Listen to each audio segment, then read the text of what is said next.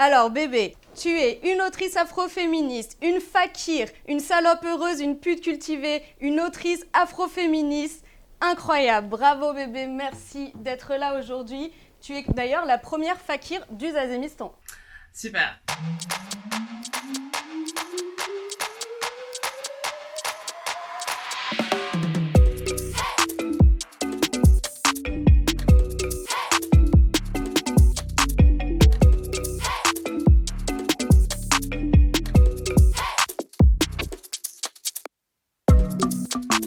Bienvenue au Zazémistan. Nous sommes toujours là pour m'aider à écrire la constitution d'une république non binaire, non bananière, safe, inclusive et dévolue au pouvoir du matriarcat. T'as vu, on est anticapitaliste, mais on est sur YouTube le sang. Alors like, abonne-toi, partage et détruis le système depuis l'intérieur avec nous. Bon. Parlons peu, parlons bien. Un pays, c'est une culture. La culture, c'est aussi la sexualité. Au Zazémistan, on est 100% pro-consentement. Et le consentement, c'est pouvoir avoir envie de douceur, mais aussi de souffrance physique. Vouloir pousser les limites de son corps dans un sport extrême ou dans une performance artistique a toute sa place au Zazémistan. On ne regarde pas une femme qui a décidé d'être résiliente face à la douleur sexuelle avec autant d'admiration qu'un homme qui monte l'Everest, alors que pourtant, d'après moi, c'est bien plus impressionnant. Enfin, la sexualité féminine est considérée comme douce et passive. Au Zazémistan, on a dû les dominatrices. Alors si vous avez un petit coup de mou, pas de problème, cet épisode devrait vous donner un bon coup de fouet. Heureusement, chez les Azous, on a des super journalistes. On a le professeur Tic, un historien spécialiste du rap. Oui Zazem, tu le sais, avec moi, la subjectivité est garantie et totale. Et aujourd'hui, on va parler de la condition des putes dans le rap. Dans l'histoire du rap, les putes ont toujours été et occupé une position importante. Écoutons quelques extraits. Salope sur son 31 pour sursaut dans ses reins. Aujourd'hui je suis refait, j'ai du cash, les putains ne font qu'appeler. Désire nullement vous connaître, ni toi ni ces fils de pute. Je suis fait pour une seule femme, pour plusieurs pétasses.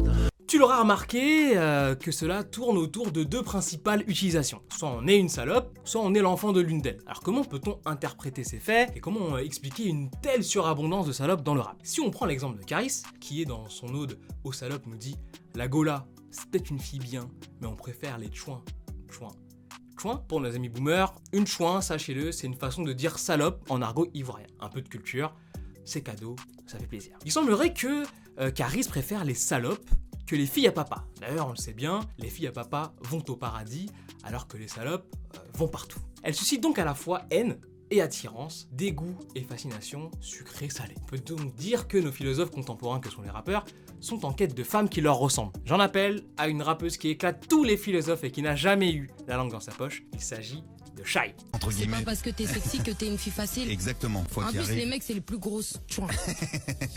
C'est des chouins, pour de vrai. Ils voient les meufs ici, ils peuvent pas les serrer. Et ils ont la haine. Mais c'est vrai ou pas? Il y a peut-être une chouin qui sommeille en chacun de nous. Le plus difficile serait de faire accepter au mâle dominant leur chouin intérieur. Au Zazémistan, nous, on est pour arrêter de faire semblant. Ça suffit de parler de séducteur ou de dragueur quand c'est un mec, puis quand c'est une meuf, ça y est, c'est une pute ou une salope. Non mon gars, t'es une chouin comme les autres et on t'appellera tel que tu es. Mais attention, on ne juge pas, chacun est libre d'être une salope. Je vous laisse, j'ai de nouvelles recherches à mener. À vous, le Zazémistan. Merci Tic, ça m'a bien donné envie de... Non rien. Au Zazémistan, avant même la création de l'État, on se demande comment on va pouvoir avoir une vie sexuelle épanouie après 2000 ans d'héritage judéo-chrétien prude et frustrant. Dès le plus jeune âge, la petite occidentale apprend à se soumettre, alors que son homologue de sexe masculin, lui, on lui apprendra à pénétrer sans jamais être pénétré. Au Zazémistan, on se demande ce que ça ferait si c'était l'inverse. Si on apprenait aux femmes à libérer la bad bitch qui est en chacune de nous.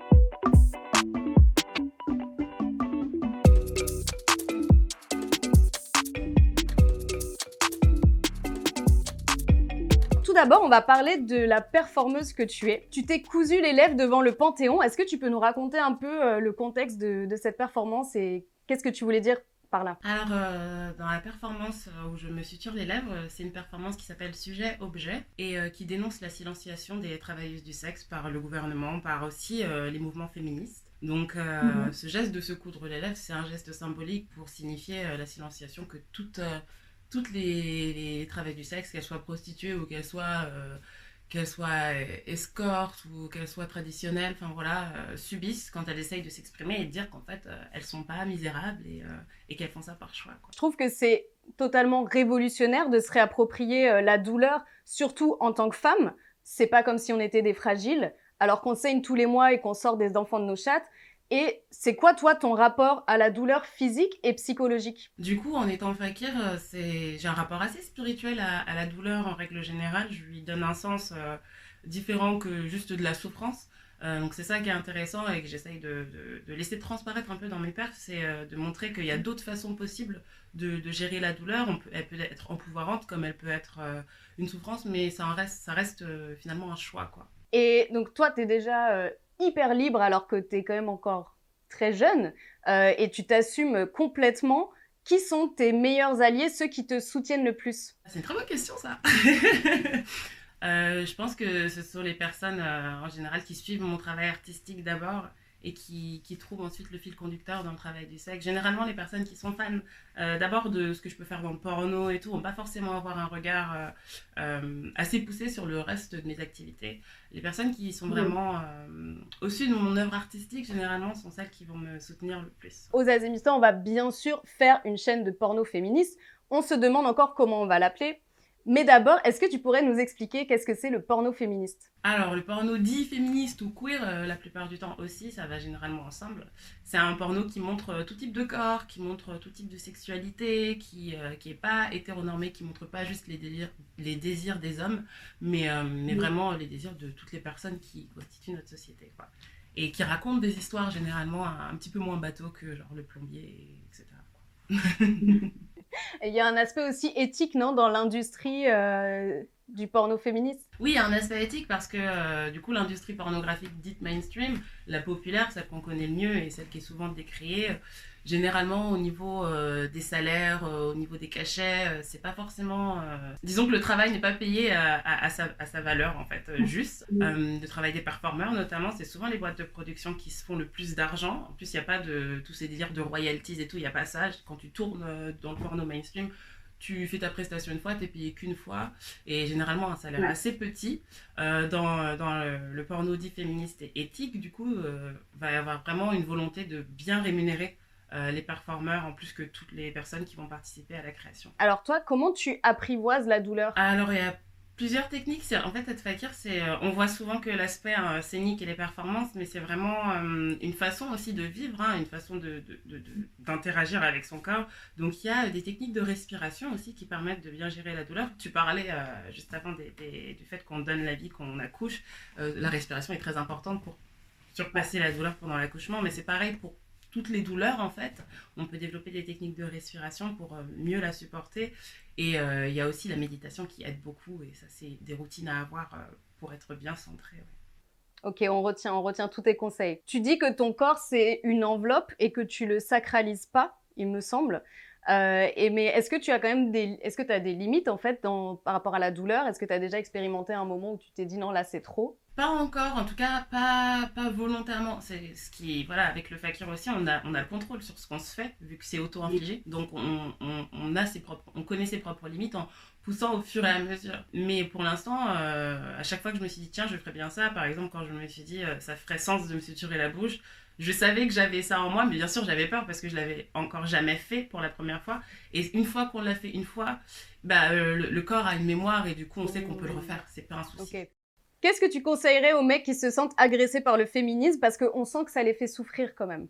Je leur conseillerais de s'hydrater et de se décentrer peut-être, d'essayer de comprendre pourquoi est-ce que le féminisme existe plutôt que de voir que le bout de leur petit nez.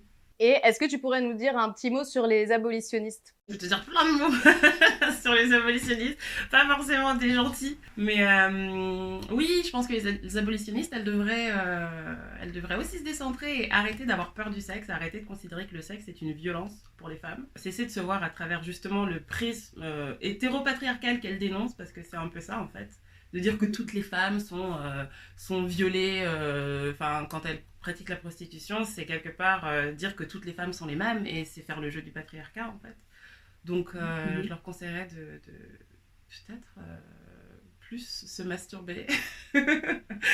Ça détend, ça a tendance à détendre. C'est vrai, c'est vrai. Et on peut leur conseiller de lire ton livre aussi. Ça, j'ai pas trop d'espoir, je t'avoue. Ok, super. Donc, en gros, Zazem Zazem pas, c'est un questionnaire pour savoir si t'es Zazemistan compatible, même si au Zazemistan, on n'a pas besoin d'être validé. Donc, en vrai, tu peux dire n'importe quoi et ça passe, c'est ça qui est excellent. Alors, tu peux répondre aux questions Zazem ou Zazem pas. Donc, si t'aimes, tu dis Zazem. Si t'aimes pas, tu dis Zazem pas. Et n'hésite pas à développer un peu, à expliquer pourquoi. Ok. On va commencer avec un sympa. Les gens qui disent que tu glamorises la prostitution. Ça, pas. C'est pas ce que je fais, je partage juste mon expérience en fait.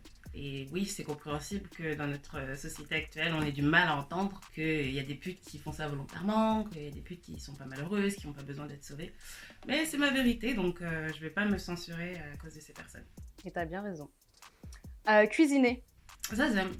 Pour les gens que j'aime. C'est quoi tes plats fétiches? En vrai, moi, je suis une spécialiste des tambouilles. Genre, je vais acheter des ingrédients que j'ai envie de manger et je vais faire en sorte de les cuisiner pour que ça aille bien ensemble. Mais je fais pas des recettes, genre des fiches de recettes, livres de recettes, généralement. C'est pas très habituel pour moi.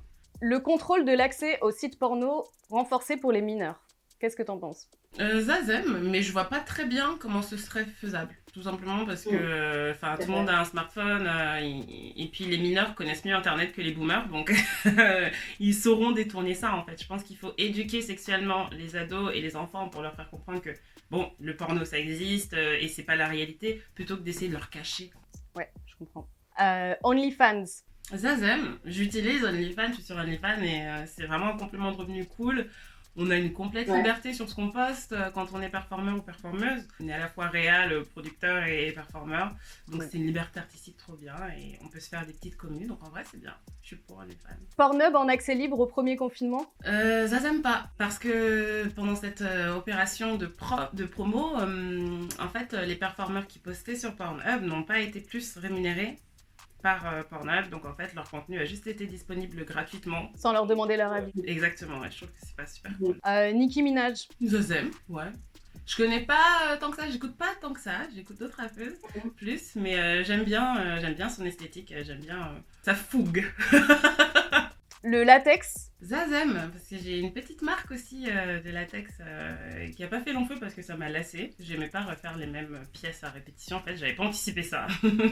et du coup, ouais, j'aime bien le porter aussi. Trop bien, faudra que tu nous montres des photos de Ouais, tes créations. Alors, les catégories dans les sites porno. Zazem, ça permet de faire le tri. Après, si elle pouvait être un peu moins racoleuse et chelou, ce serait bien. Je pense qu'on peut faire des catégories sans être insultant, sans être raciste, sans être ultra sexiste. La méditation. Zazem, ouais. Ouais, clairement, hein, c'est sûr. Ça fait partie de mon quotidien tous les jours. Donc, ça me permet d'être moi et d'être chill. 50 Shades. Zazem pas, du tout. Au feu.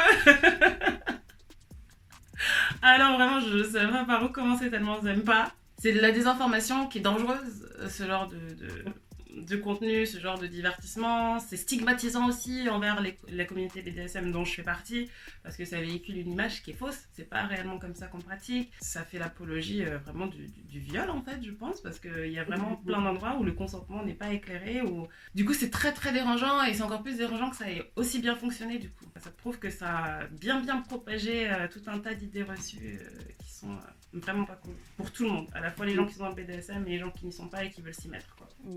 Et pour finir, le CBD. Ah, Zazem, vraiment très bien.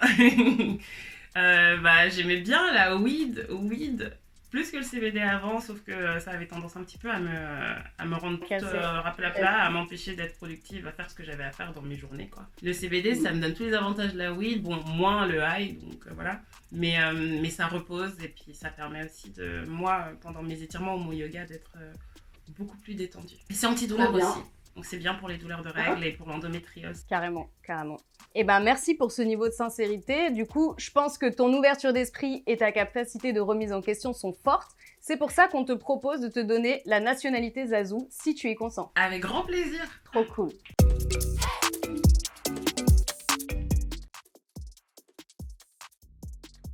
Oui, j'en ai deux qui me représentent bien. Très simplement, aux Zazemistan, du coup, je suis venue avec ma bite et mon couteau. Ah, mais c'est génial. J'adore. C'est parfait, merci beaucoup. Là, t'as tué le game, là, c'est fini, quoi. Tu peux répéter après moi. En tant qu'être humain libre de mes pensées et de mes mouvements. En tant qu'être humain libre de mes pensées et de mes mouvements, Je jure d'être intersectionnel pour toujours. je jure d'être intersectionnel pour toujours, D'être émancipé et de ne jamais me sous-estimer. d'être émancipé et de ne jamais me sous-estimer. Je jure d'être une bonne alliée. Je jure d'être une bonne alliée. Liberté, minorité, sororité. Liberté, minorité, sororité. Bébé Melkor Kadir, je te déclare Zazou. Et donc là, je vais te verser ton premier mois de revenus universels en Clitcoin. C'est pas des euros ni des francs CFA. Est-ce que t'es prête? Oui.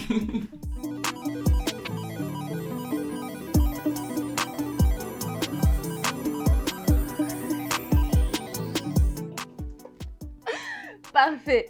Petit message de service. Pour ceux qui veulent être naturalisés, il faut vous abonner, liker, partager. On va lancer la nationalité en distanciel. Dites-nous en commentaire si vous voulez un permis de séjour, un visa ou un passeport arc-en-ciel.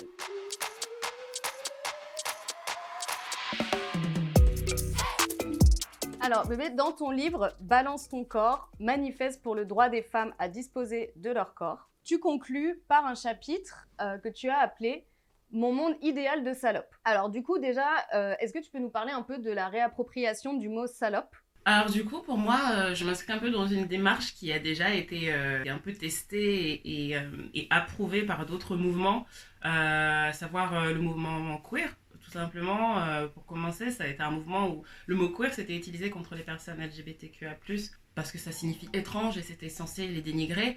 Et au fur et à mesure, les militants, les activistes se sont réappropriés ce mot et ont décidé d'en faire une partie de leur identité en le rendant ainsi moins insultant, plus du tout insultant. Et c'est ça aussi la réappropriation que je cherche à faire avec salope, parce que c'est une insulte qui aujourd'hui est vraiment, pour moi, l'apanage du sexisme. C'est vraiment l'insulte sexiste par excellence.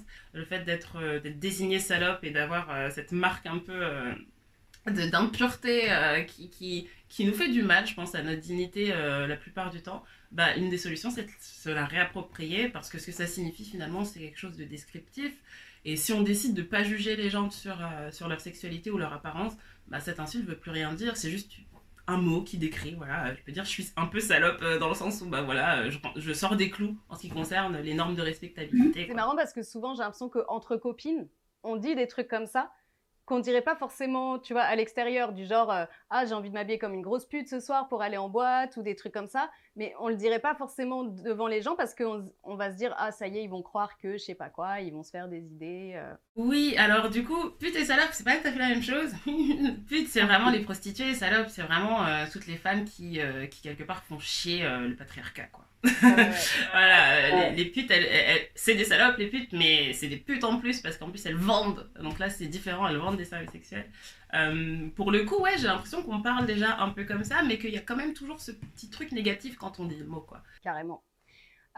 Du coup, tu conclus donc dans ton monde idéal de salope. Je vais lire un extrait du texte. Tu dis « Dans mon idéal, il ne serait pas impensable qu'une stripteaseuse se reconvertisse en professeur des écoles, sans critique, ou qu'une performeuse pornographique soit une mère respectée aux yeux des autres. » Et plus loin, tu dis « Leurs choix de vie ne sont pas des insultes. » Donc du coup, inspiré par ce texte et par toi, on a fait un petit pas de côté parce que bon, la sexualité c'est intime et que légiférer sur l'intime, c'est un peu limite, mais on a donc une proposition de loi à te soumettre. Au Zazemistan, toute profession liée à une pratique sexuelle sera légalement subventionnée et protégée par les ministères de la Santé et de la Cohésion sociale. Est-ce que ça te parle? Est-ce que tu valides cette loi? Oui, absolument. Est-ce que tu aurais des amendements ou des propositions supplémentaires? Pour le premier amendement, il s'agirait de déconstruire les mœurs négatives liées à ces boulots-là, parce que je pense qu'il ne suffit pas de faire passer une loi pour que la psyché des gens elle change et que leur rapport aux personnes qui exercent change. Donc créer un programme de rééducation globale peut-être des populations du Zazemistan pour leur faire comprendre qu'il n'y a rien de mal à être travailleur et travailleuse du sexe. T'es un peu bolchevique, non, toi? Ok, c'est nickel. Donc, la loi est adoptée à l'unanimité. Alors, merci beaucoup, bébé, pour ta présence aujourd'hui et la réponse à nos questions qui étaient très éclairantes et qui nous a aidé à upgrader notre futur pays, clairement. Bravo pour ta nationalité Zazou et on a hâte de te retrouver sur les terres du Zazémistan. J'espère que cet épisode ne vous a pas trop fait souffrir, enfin, à part si vous aimez ça. Rassurez-vous, nous continuerons notre déconstruction avec des afrologistes, des féministologues, des racistologues, des ouin-ouanologues, des salopologues. Le Zazémistan, c'est le monde post-occidental dans lequel vous n'osez pas encore vivre. En attendant, abonnez-vous, likez, partagez et surtout, liberté, minorité, sororité, longue vie au Zazémistan et à tous les Zazous.